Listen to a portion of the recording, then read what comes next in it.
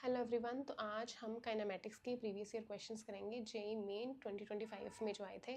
Without wasting any time start करते हैं। First question है, a sportsman runs around a circular track of radius R such that he travels the path A B the distance travelled and the displacement respectively are. First of all हम distance calculate करते हैं। Distance क्या होता है? Actual path travelled by a body. तो यहाँ पर path हमें दे दिया है ए बी, बी से ए से फिर बी, यानी कि ए से बी, बी से ए, फिर ए से बी। अब डिस्टेंस कितना हुआ यहाँ पे? जो रेड से ड्रॉ किया है मैंने वो क्या है? 1 रेवोल्यूशन अराउंड द ट्रैक। तो कितना हुआ? 2 पाई आर सर्कमफ्रेंस, प्लस पर्पल वाला हाफ है तो पाई आर। तो डिस्टेंस टोटल कितना हो गया? 3 पाई आर। बट डिस्प्लेसमेंट क्या होती है? डिस्प्लेसमेंट होती है final position minus initial position. तो वह यहाँ पे फाइनल पोजीशन क्या है? Point P. इनिशियल पोजीशन क्या है? Point A. तो डिस्टेंस डिस्प्लेसमेंट टोटल कितनी हो गई यहाँ पे? फाइनल माइनस इनिशियल, यानी कि shortest distance between B and A वो क्या होगी? एक स्ट्रेट लाइन, यानी कि diameter of that circular track. Diameter क्या होगी? 2r। तो डिस्प्लेसमेंट यहाँ पर क्या हो जाएगी? 2r, यानी कि ऑप्शन नंबर सी जो है वो करेक्ट ऑप्शन हो जाएगा। ठीक है, नेक्स्ट क्वेश्चन करते हैं। Which of the following curves possibly represent one dimensional motion of a particle? First of all, one dimensional motion होता क्या है? one dimensional motion क्या ऐसा motion होता है जिस motion को हम एक spatial coordinate से describe कर सकें। In other words, हम लिखते हैं 1D motion को only one spatial coordinate changes with time.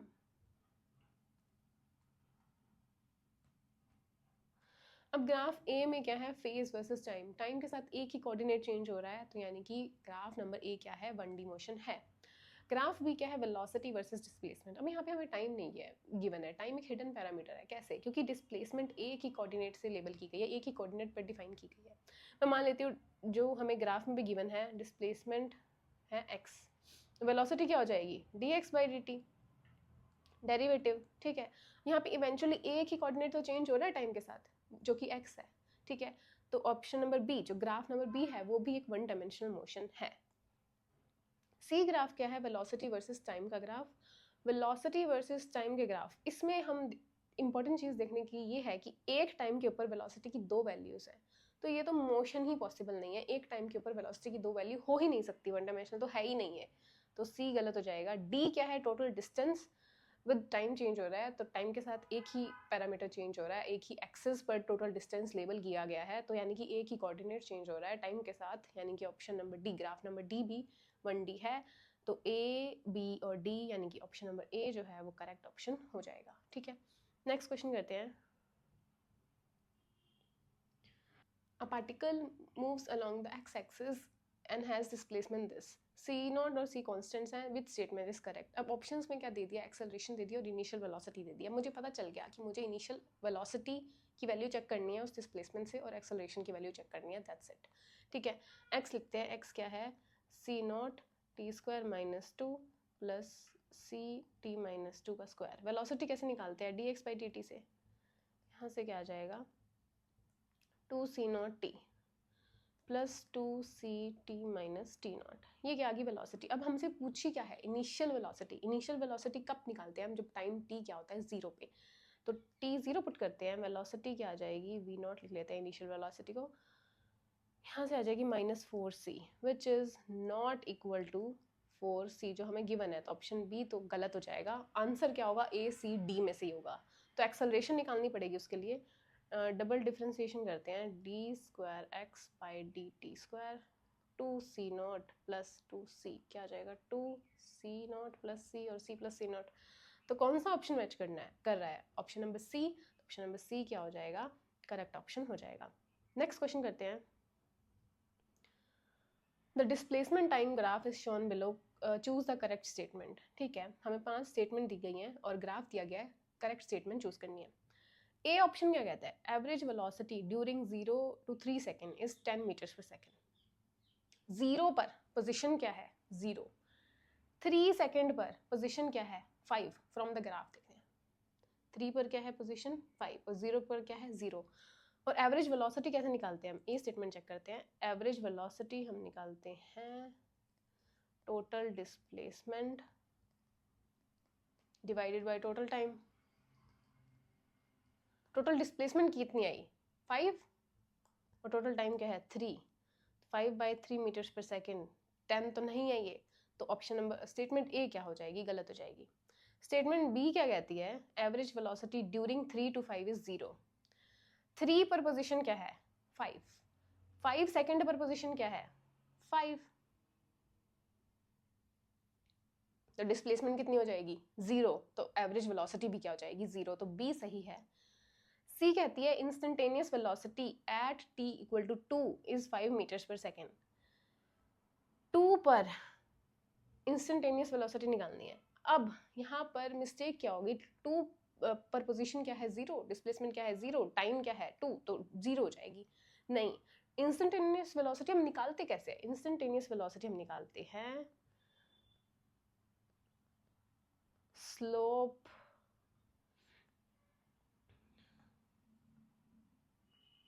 Of displacement time graph.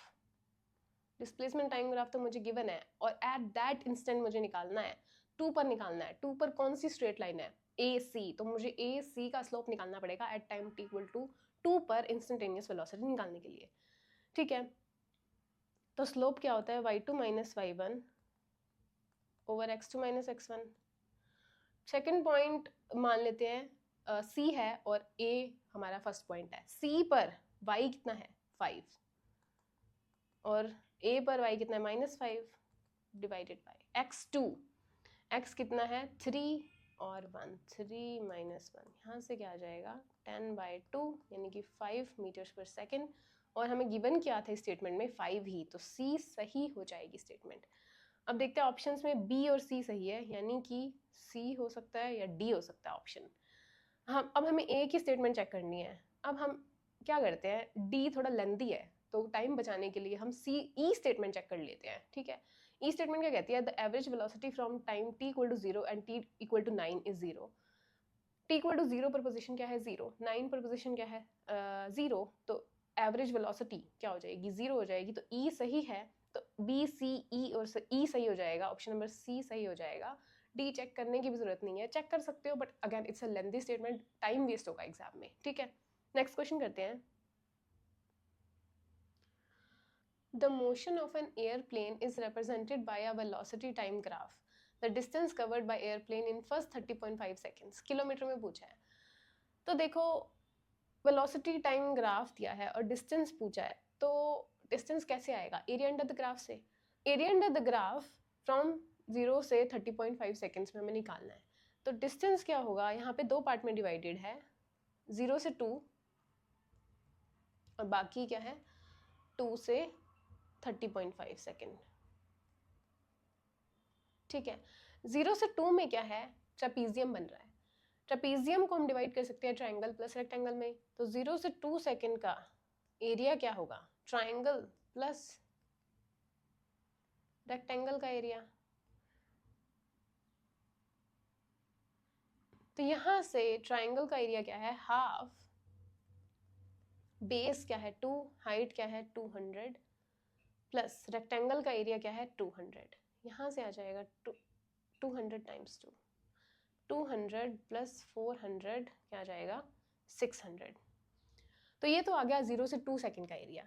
2 से 30.5 सेकंड का निकालते हैं, 2 से 30.5 सेकंड में क्या बन रहा है, एक रेक्टेंगल बन रहा है, तो इसका एरिया क्या होगा, लेंथ कितनी बचेगी अब वहां पर 30.5 माइनस 2 टाइम्स सेकेंड डायमेंशन क्या होगा 400, ये आ जाएगा 11400।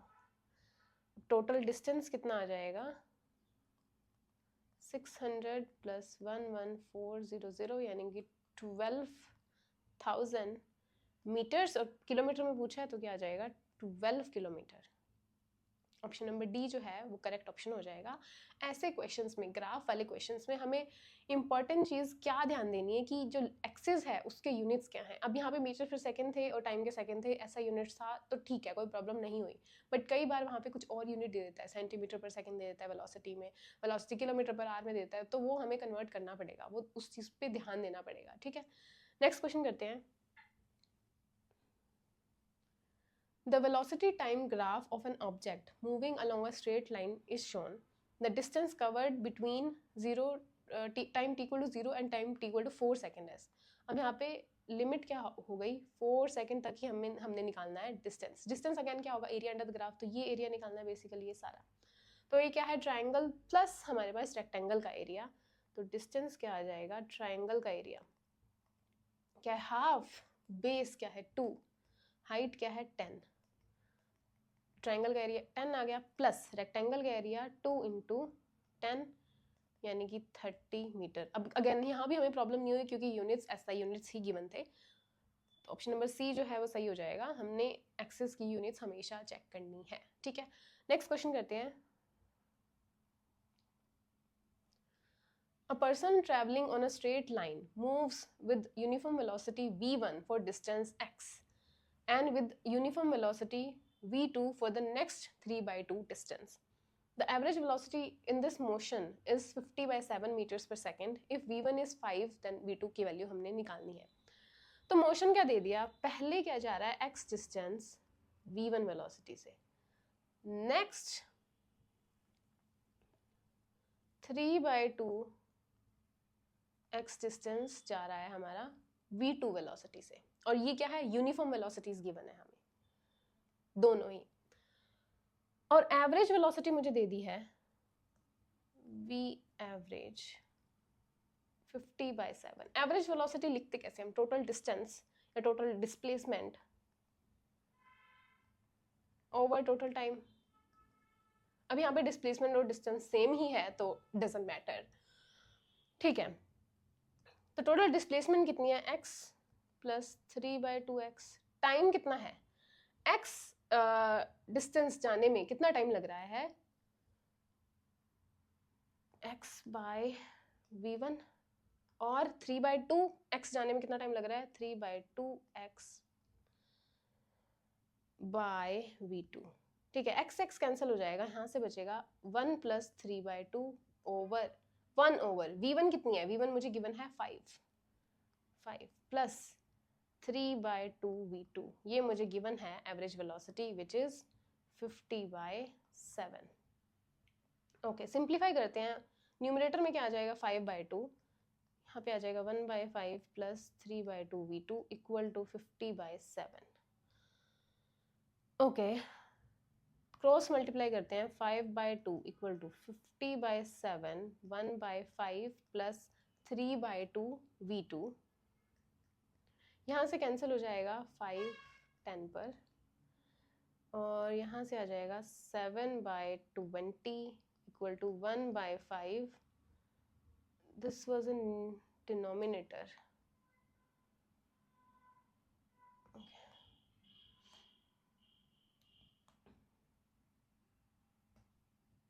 v2 प्लस 3/2 v2, यहाँ से आ जाएगा 7/20 माइनस 1/5 इक्वल टू 3/2 v2, यहाँ से आ जाएगा 20 LCM 5 minus 4 equal to 3/2 v2, और यहाँ से हमारे पास आएगा 2v2 इक्वल टू 20, और v2 क्या आ जाएगा 10 मीटर्स पर सेकेंड, तो v2 की वैल्यू क्या आ जाएगी 10। ठीक है, नेक्स्ट क्वेश्चन करते हैं। A helicopter flying horizontally with a speed of 360 km per hour at an altitude of 2 km drops an object at an instant. The object hits the ground at a point O 20 seconds after it is dropped. Displacement of O from the position of helicopter where the object was released is। अब देखो question में हो क्या रहा है, question में पूछ क्या रहा है, ये समझना बहुत इंपॉर्टेंट है क्वेश्चन करने के लिए। सिचुएशन क्या गिवन है, एक हेलीकॉप्टर फ्लाई कर रहा है विद वेलोसिटी v हमें दे दिया है 360 किलोमीटर पर आवर, और ऑल्टीट्यूड कितना है हेलीकॉप्टर का 2 किलोमीटर फ्रॉम द ग्राउंड। एक इंस्टेंट पर वो एक ऑब्जेक्ट ड्रॉप करता है, जब वो ऑब्जेक्ट ड्रॉप करेगा तो ऑब्जेक्ट के पास भी उस इंस्टेंट के ऊपर क्या होगी, एक हॉरिजॉन्टल वेलोसिटी होगी, जो वेलोसिटी हेलीकॉप्टर की है। तो यहाँ पे ऑब्जेक्ट का पाथ क्या होगा, एक प्रोजेक्टाइल पाथ होगा, पॉइंट ओ पर ग्राउंड पर गिर जाता है वो। टाइम कितना लेता है, 20 सेकेंड, ये क्वेश्चन में गिवन है। अब निकालना क्या है, displacement of O from the position of helicopter where the object was released, यानी कि डिस्प्लेसमेंट निकालनी है फाइनल और इनिशियल पोजीशन में। इनिशियल पोजीशन क्या थी, जहां पर वो रिलीज हुआ, यानी कि बेसिकली हमें ये वाला डिस्प्लेसमेंट निकालनी है। ठीक है, इसके लिए मैं अगर हॉरिजॉन्टल रेंज निकाल लूँ तो मेरा एक पाइथागोरस थ्योरम से मैं उसकी हाइपोटेन्यूज निकाल लूंगी, वो डिस्प्लेसमेंट आ जाएगी। ठीक है, तो रेंज कैसे लिखते हैं, रेंज हम लिखते हैं horizontal velocity times time of light. Horizontal velocity मुझे पता है v 360 kilometre per our, answer मेरा किलोमीटर में है तो पर आवर को मैं सेकंड में कन्वर्ट कर लेती हूँ, किलोमीटर को किलोमीटर में रहने देती हूँ। तो पर आवर को चेंज करेंगे तो डिनोमिनेटर में क्या आ जाएगा 3600 और टाइम क्या दे दिया 20 सेकेंड्स। यहाँ से आर क्या आ जाएगा 2 किलोमीटर, रेंज आ गई 2 किलोमीटर। तो पाइथागोरस थ्योरम से अब मैं हाइपोटेन्यूज निकाल सकती हूँ, यानी कि डिस्प्लेसमेंट निकाल सकती हूँ। डिस्प्लेसमेंट क्या आ जाएगी, जो हमसे क्वेश्चन में पूछा है, square root 2 square plus 2 square, यानी कि 2√2 किलोमीटर। तो आंसर क्या हो जाएगा, ऑप्शन नंबर बी जो है हमारा आंसर हो जाएगा 2√2 किलोमीटर। नेक्स्ट क्वेश्चन करते हैं। Two cars P and Q are moving on a road in same direction. Acceleration of car P increases linearly with time, whereas Q moves with constant acceleration. दो car हैं, same direction में move कर रही हैं P and Q. Acceleration of P क्या दे दी, increases linearly with time, यानी कि proportional है टाइम के साथ। और एक्सेलरेशन ऑफ Q क्या दे दी, कांस्टेंट देती है, मैं मान लेती हूँ A है। ठीक है, अब both cars cross each other at time t equal to 0 for the first time. The maximum possible number of crossings हमें निकालनी है, including the crossing at t equal to 0 is. तो देखो क्रॉसिंग होगी कब, कंसेप्चुअली क्वेश्चन समझते हैं। Crossing कब होगी दोनों कार्स के बीच में, जब एक्स पी इक्वल होगा एक्स क्यू के, यानी कि पोजीशन कार पी की इक्वल होगी पोजीशन ऑफ कार क्यू के। तो एक्स रिलेटिव निकालते हैं, पी क्यू निकालते हैं, मान लो X P minus X Q क्या होगी 0, क्योंकि एक्स पी इक्वल है एक्स क्यू के, तो एक्स रिलेटिव क्या हो जाएगी 0 हो जाएगी। तो हमने वो कंडीशन निकालनी है जहाँ पे एक्स रिलेटिव क्या हो जाए 0 हो जाए। तो हम देख लेंगे वहां से कि कितनी नंबर ऑफ क्रॉसिंग्स होंगी। तो एक्स चाहिए मुझे, गिवन क्या है एक्सेलरेशन, एक्सेलरेशन से एक्स पे कैसे जाएंगे, इंटीग्रेशन करके। तो फर्स्ट ऑफ ऑल लिखते हैं ए पी क्या आ जाएगी, के टी के कांस्टेंट है, प्रोपोर्शनैलिटी कांस्टेंट। ठीक है, पी को वी ए को लिखते हैं D V by D T equal to K T. Integrate करेंगे तो यहाँ से आ जाएगा v equal to K T square by 2 plus C. Again v को लिखेंगे D X by D T equal to K T square by 2 plus C. यहाँ से आ जाएगा एक्स पी क्या आ जाएगा K T cube by 6 plus C T plus T. ठीक है, ये हमारी एक्स पी की वैल्यू आ गई। अब हम एक्स क्यू की वैल्यू निकाल लेते हैं। एक्स ए क्यू क्या था ए, और यहाँ पे again D V by D T करेंगे क्या जाएगा ए, तो v क्या आ जाएगा ए टी प्लस मान लेते हैं c1। Again D X by D T लिखेंगे equal to A T plus c1। Integrate करेंगे x क्या आ जाएगा A T square by 2 plus c1t plus c2। ये क्या आ जाएगी एक्स क्यू। एक्स रिलेटिव निकालते हैं, एक्स पी भी आ गया एक्स क्यू भी आ गया, एक्स रिलेटिव निकालते हैं हम। एक्स रिलेटिव पी क्यू क्या आ जाएगा x P minus X Q, यहाँ से आ जाएगा। अगर हम इसको करेंगे तो किस फॉर्म में आ जाएगा A prime T cube plus B prime T square plus C prime T plus D. अब एक्स रिलेटिव क्या होनी चाहिए 0 होनी चाहिए, जब क्योंकि हमें नंबर ऑफ क्रॉसिंग्स निकालनी है। तो इक्वल टू 0 करते हैं तो यहाँ से ये क्या बन जाएगी, क्यूबिक इक्वेशन बन जाएगी। और क्यूबिक इक्वेशन के कितने रूट्स होते हैं, 3 रूट होते हैं, t1 t2 t3। एक रूट तो मुझे दे ही दिया at time t equal to 0, एक रूट मुझे गिवन है t इक्वल टू 0, तो बाकी के बचे कितने, 2 रूट। और हमसे पूछा क्या है, number of crossing including time t equal to 0 पर कितनी होंगी टोटल, 3। अगर हमसे ये पूछ लेता कि excluding time t equal to 0 पर कितनी क्रॉसिंग्स होंगी, तो आंसर क्या हो जाता, 2 हो जाता। तो अभी यहाँ पे आंसर कितना है, 3, क्योंकि इंक्लूडिंग t इक्वल टू 0 पर पूछा है, तो आंसर क्या हो जाएगा, 3। नेक्स्ट क्वेश्चन करते हैं। A river is flowing from west to east direction with speed 9 km per hour. If a boat capable of moving at a maximum speed of 27 km per hour in still water crosses the river in half a minute while moving with maximum speed at an angle of 150 degree to the direction of river flow, then the width of the river is। ठीक है, यहाँ पे situation क्या given है, river कहाँ flow कर रहा है, from west to east, north south, west to east में फ्लो कर रहा है वी आर वेलोसिटी से। ठीक है, वेलोसिटी मुझे दे दी है, स्पीड दे दी, और बोट कहाँ मूव कर रही है, 150 डिग्री एंगल पर from the speed of river से, और हमने क्या निकालनी है, विड्थ ऑफ द रिवर। मुझे मान लेते हैं ये x डिस्टेंस मुझे निकालना है। अब देखो, जो वेलोसिटी ऑफ बोट है वो रैंडम डायरेक्शन में है, उसको मुझे रिजॉल्व करना पड़ेगा। ये एंगल कितना हो जाएगा, 150 माइनस 90 यानी कि 60 डिग्री। तो यहाँ से आ जाएगा v sine 60, V B sine 60, यहाँ से आ जाएगा वी बी कोस 60। अब रिवर क्रॉस करने के लिए कौन सा कंपोनेंट रिस्पॉन्सिबल होगा यहाँ पे, वी बी कोस 60, क्योंकि मुझे वर्टिकल डिस्टेंस कवर करना है। ड्रिफ्ट के लिए पॉसिबल होंगे वी आर और V B sine 60, but river cross करने के लिए कौन सा कंपोनेंट रिस्पॉन्सिबल होगा, वी बी कोस 60।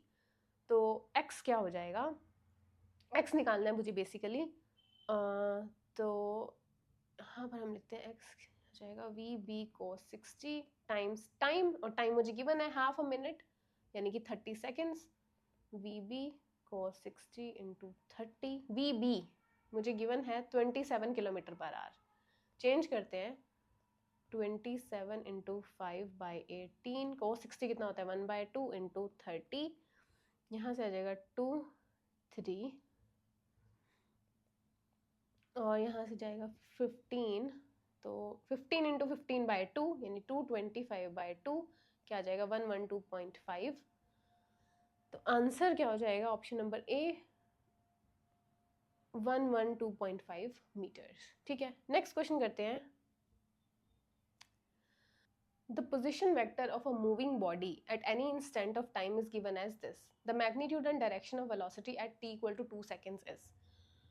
मुझे पोजीशन वेक्टर दे दिया है, magnitude and direction of velocity निकालनी है, तो उसका डेरिवेटिव लेना पड़ेगा वेलोसिटी निकालने के लिए। वेलोसिटी क्या आ जाएगी, dr/dt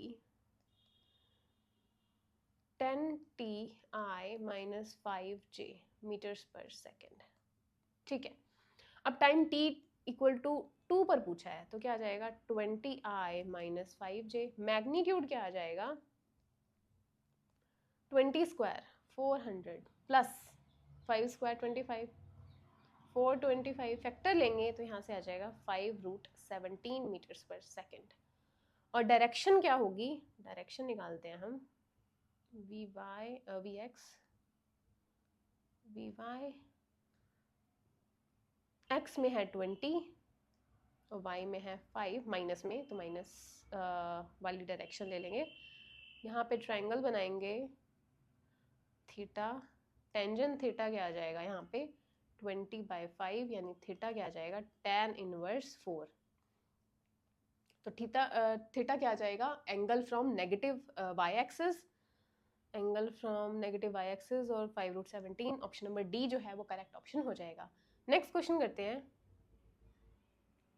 The angle of projection of a particle is measured from the vertical as phi and the maximum height reached by a particle is hm. Here hm as function of phi can be represented as, हम usually projectile के questions में हम लेते हैं theta angle from the horizontal, यहाँ पे क्या दे दिया phi angle from the vertical। ठीक है, theta angle ये क्या है phi angle। हम height लिखते कैसे हैं, v square sine square theta by 2g, जब एंगल क्या है हॉरिजॉन्टल से। और यहाँ पे थीटा को क्या लिखेंगे 90 माइनस 5, तो थीटा की वैल्यू सब्स्टिट्यूट कर देंगे, एच एम क्या आ जाएगा v square sine square 90 minus 5/2g, यहाँ से एच एम क्या आ जाएगा, V square cos square 5/2g। H M किसके प्रोपोर्शनल आ गया, कोस स्क्वायर 5 के। और यहाँ पे कौन सा ग्राफ है जो कोस स्क्वायर का ग्राफ है, ग्राफ नंबर 3 ऑब्वियसली। तो ग्राफ नंबर 3 क्या हो जाएगा, हमारा करेक्ट ऑप्शन हो जाएगा। नेक्स्ट क्वेश्चन करते हैं। A particle is projected with velocity u so that its horizontal range is 3 times the maximum height attained by it. u velocity से फेंका गया है, horizontal range r किसके इक्वल है, 3 times height के equal, maximum height। The horizontal range भी मुझे दे दी है, n की वैल्यू मुझे निकालनी है बेसिकली, ठीक है। horizontal range हम लिखते कैसे हैं, u square sine 2 theta by g, और हाइट हम लिखते हैं u square sine square theta by 2g से। एक्सपैंड करेंगे, u square 2 sine theta cos theta by G equal to 3/2g u square sine theta, ठीक है। यहाँ से u स्क्वायर से u square cancel, sine theta से साइन थीटा कैंसिल, g से g cancel. यहाँ पे क्या बचेगा, कोस थीटा को डिवाइड कर देते हैं दोनों साइड, क्या आ जाएगा, टेंजेंट थीटा किसके इक्वल आ जाएगा, 4/3। तो टेंजेंट थीटा आ गया, ट्रायंगल बना लेते हैं, थीटा 4/3। तो ये हमारी साइड क्या हो जाएगी, हाइपोटेन्यूज 5। और हॉरिजॉन्टल रेंज मुझे निकालनी थी, क्या होगा, u square sine 2 theta by g। तो u square 2 sine theta cos theta by g। Substitute करते हैं साइन थीटा और कोस थीटा की वैल्यू। साइन थीटा क्या आ जाएगा ट्रायंगल से, 4/5। कोस थीटा क्या आ जाएगा, 3/5, और डिनोमिनेटर में क्या है, g। यहाँ से आ जाएगा 24 u स्क्वायर बाय 25g। और मुझे गिवन क्या थी, horizontal range n u square by 25g। यहाँ से कंपेयर करने से n क्या आ जाएगा, 24। तो ऑप्शन नंबर डी जो है वो करेक्ट ऑप्शन हो जाएगा। नेक्स्ट क्वेश्चन करते हैं। Two projectiles are fired from ground with same initial speed, मान लेते हैं initial speed v है, from the same point at an angle 45 plus alpha and 45 minus alpha with horizontal direction, ठीक है। The ratio of their times of flight is, times of flight का मुझे ratio निकालना है, ओके। time of flight लिखते कैसे हैं, 2v sin theta by g से, और थीटास मुझे दे दिए हैं, तो t1 बाय t2 का रेशो निकालते हैं। t1 क्या है, 2v sign theta 1 45 plus alpha over g, और t2 आ जाएगा 2v साइन थीटा 2 है 45 माइनस अल्फा बाय g। यहाँ से बचेगा क्या, sine 45 plus alpha over sine 45 minus alpha. Expand करेंगे sine A plus sine B, sine A plus B का formula, sine A cos B plus cos A sine B over same formula but negative में। अभी हमने किया क्यों, क्योंकि कोई भी ऑप्शन मैच नहीं कर रहा है, तो हमें सिंप्लीफाई करना पड़ेगा। जैसे कि हम ट्रिक के क्वेश्चन करते हैं, ट्रिग्नोमेट्री के क्वेश्चन करते हैं, बहुत सारे क्वेश्चंस करते हैं ऐसे मैथ्स में, तो सिंप्लीफाई करना है। सिंपल यहाँ से एक ट्रिक क्वेश्चन है, ट्रिग्नोमेट्री का क्वेश्चन है, यहाँ से बस सिंप्लीफाई करते हैं। साइन 45 और कॉस 45 सेम होते हैं तो कैंसिल हो जाएंगे, बचेगा क्या, cos alpha plus sine alpha over cos alpha minus sine alpha. Cos alpha से डिवाइड कर देंगे, न्यूमरेटर में भी डिनोमिनेटर में भी, बचेगा क्या, 1 plus tan alpha over 1 minus tan alpha. अब क्या हमारा ऑप्शन मैच कर रहा है, बिल्कुल कर रहा है। ऑप्शन नंबर डी जो है वो करेक्ट ऑप्शन हो जाएगा, ठीक है। नेक्स्ट क्वेश्चन करते हैं। Two balls with same mass and initial velocity are projected at different angles such that the maximum height reached by the first ball is 8 times higher than that of the second ball. First ball है, second ball है, same mass, initial velocity भी same है, मान लेते हैं v, angles different हैं, और हमें क्या दे दी condition, maximum height reached by first ball is 8 times the maximum height reached by second ball। ये कंडीशन मुझे दे दी है। T1 T2 क्या है, total flying times of first and second balls, तो ratio of T1 and T2 मुझे निकालना है। अगेन अभी हमने टाइम्स ऑफ फ्लाइट का ही रेशियो निकालना है, यहाँ भी सेम चीज करनी है। टाइम ऑफ फ्लाइट हम कैसे लिखते हैं, 2v sin theta 1/g, first का आ गया, और सिमिलरली सेकंड का भी आ जाएगा ऐसे ही, 2v sin थीटा 2/g से। h1 इक्वल टू 8 h2 को यूज करते हैं। h1 होता क्या है, v square sine square theta 1/g equal two by 2g, v square sine square theta 2/2g। यहाँ से v स्क्वायर कैंसिल हो जाएगा 8 टाइम्स, तो स्क्वायर रूट लेंगे, सिंपलीफाई करके लिख देते हैं पहले, sine square theta 1 equal to 8 times sine square theta 2, square root लेंगे तो आ जाएगा sine theta 1 equal to 2√2 sine theta 2। यहाँ से मेरे पास sine theta 1 by sine theta 2 का रेशियो आ गया, क्या है, 2√2। T1/T2 का रेशियो ले लेते हैं, अभी हमने जो निकाले थे, T1/T2 का रेशियो क्या आ जाएगा, sine theta 1 by sine theta 2, बाकी सब कैंसिल हो जाएगा, और ये क्या आ जाएगा, 2√2:1, यानी कि ऑप्शन नंबर ए जो है वो करेक्ट ऑप्शन हो जाएगा। नेक्स्ट क्वेश्चन करते हैं।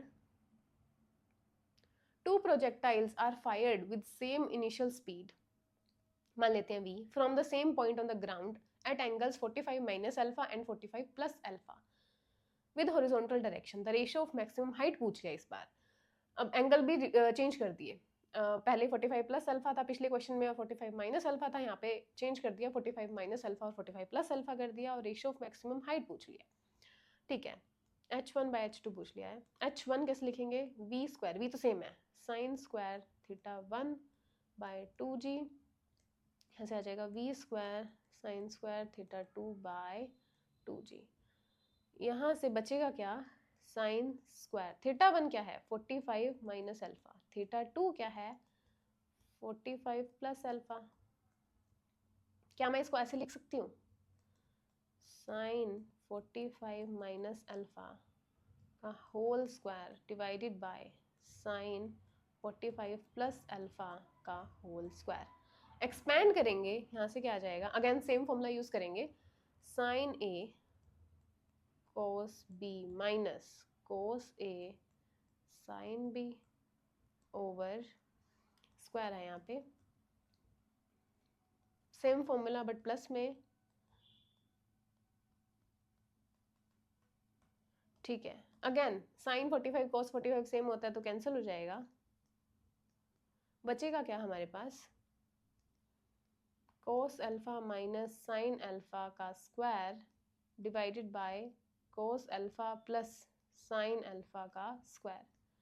यहाँ से ओपन करेंगे a minus B whole square over a plus B whole square, ये फॉर्मूला लगाते हैं। a minus B whole square का फॉर्मूला क्या होगा, a square plus B square minus 2ab divided by again a square plus b square plus 2ab cos square plus sine square alpha क्या होगा, 1 minus 2 cos alpha sine alpha over 1 plus 2 cos alpha sine alpha, और 2 cos sine alpha, ये क्या होता है, sine 2 alpha, 1 minus sine 2 alpha over 1 plus sine 2 alpha. तो answer क्या हो जाएगा, 1 माइनस ऑप्शन नंबर बी जो है वो करेक्ट ऑप्शन हो जाएगा। ठीक है, नेक्स्ट क्वेश्चन करते हैं। A particle is projected at an angle 30 degree from the horizontal at a speed of 60 meters per second. The height traversed by the particle in the first second is h0, and the height traversed in the last second before it reaches the maximum height is h1. The ratio of h0 and h1 मुझे निकालना है। Again question में हो क्या रहा है, हमारे पास projectile का क्वेश्चन है ये। एक पार्टिकल को प्रोजेक्ट किया जाता है 30 डिग्री एंगल से, वेलोसिटी या स्पीड मुझे दे दिया है 60 metres per second. Maximum height यहाँ पर है, मान लेते हैं hm। फर्स्ट सेकेंड में हाइट कितनी कवर करता है, h0, और height traversed in the last second before it reaches the maximum height. Before it reaches the maximum height मान लेते हैं है h1. तो h0 by h1 का मुझे रेशो निकालना है. टोटल टाइम ऑफ फ्लाइट यहाँ पे कितना होगा?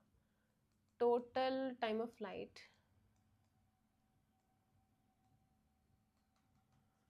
2v sin theta by g. 2v कितना है 60, sin 30 1/2 और g क्या है 10. यहाँ से आ जाएगा 6 seconds. Total time of flight है 6 सेकेंड्स. तो हाफ कितना हो जाएगा जब वो मैक्सिमम हाइट पे होगा? 3 सेकेंड्स. ठीक है, तो यहाँ पे हम इक्वेशन ऑफ मोशन लगाते हैं. कौन सी इक्वेशन ऑफ मोशन? क्योंकि मुझे हाइट चाहिए तो S Y equal to U Y T plus half A Y T square. First second में T equal to first second में कितनी हाइट ट्रैवल करेगा वो? एच नॉट वो मुझे गिवन है. यू वाई कितना होगा? यू वाई हम सेपरेटली निकाल लेते हैं. वी साइन 60 साइन 30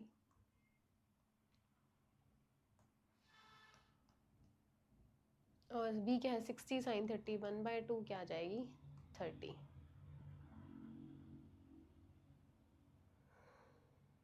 ठीक है, तो यू वाई क्या है 30. टाइम क्या है t इक्वल टू 1 पर निकाल रहे हैं माइनस हाफ क्योंकि ए वाई क्या है g minus ji basically 10.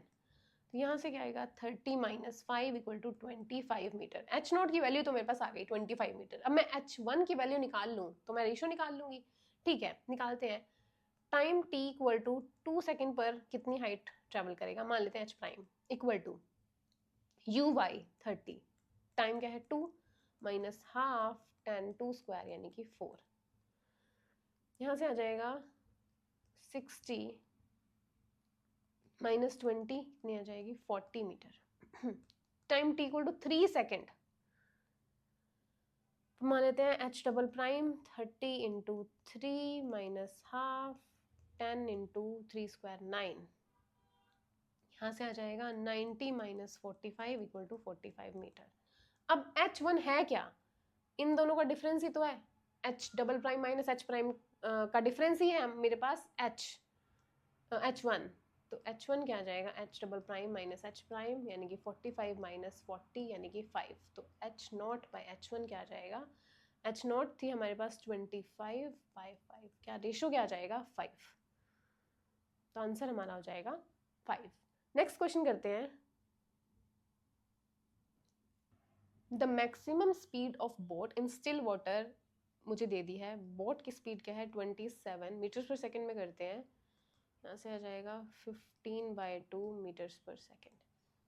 Now this boat is moving downstream in a river flowing at 9 kilometre per hour. Velocity of river दे दी 9 kilometre per hour. Again metres per second में करते हैं 5/2 meters per second.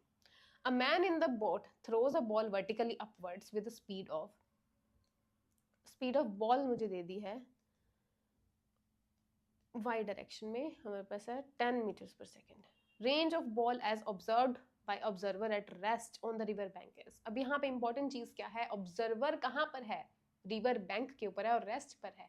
तो उसको क्या situation दिखेगी कि जो मैन थ्रो करता है बॉल को वर्टिकली अपवर्ड्स, उसके पास ऑलरेडी कुछ हॉरिजॉन्टल वेलोसिटी है क्योंकि जो बोट है और रिवर है वो सेम ही डायरेक्शन में फ्लो कर रहे हैं. तो बॉल के पास भी कुछ हॉरिजॉन्टल वेलोसिटी होगी. और कितनी होगी? क्योंकि डाउनस्ट्रीम है, सेम डायरेक्शन में है, यहाँ पे हो जाएगी 20/2 यानी कि 10 metres per second.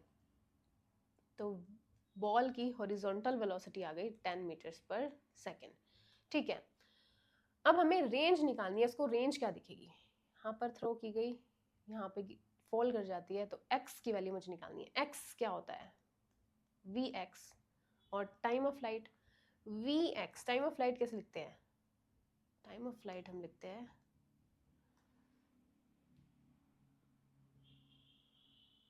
To vy/g से. vx भी है मेरे पास, vy भी है, तो करते हैं 2. vx कितना है 10, vy कितना है 10. यहाँ से आ जाएगा 20 मीटर और मुझसे सेंटीमीटर में पूछा है, यहाँ से आ जाएगा 2000 सेंटीमीटर. तो रेंज कितनी हो जाएगी सेंटीमीटर में? 2000. ठीक है, ओके. सो इतने ही क्वेश्चंस थे हमारे पास जेई मेन जो 2025 में आए थे काइनेमेटिक्स में. So this is it for this video. I will see you guys in the next one.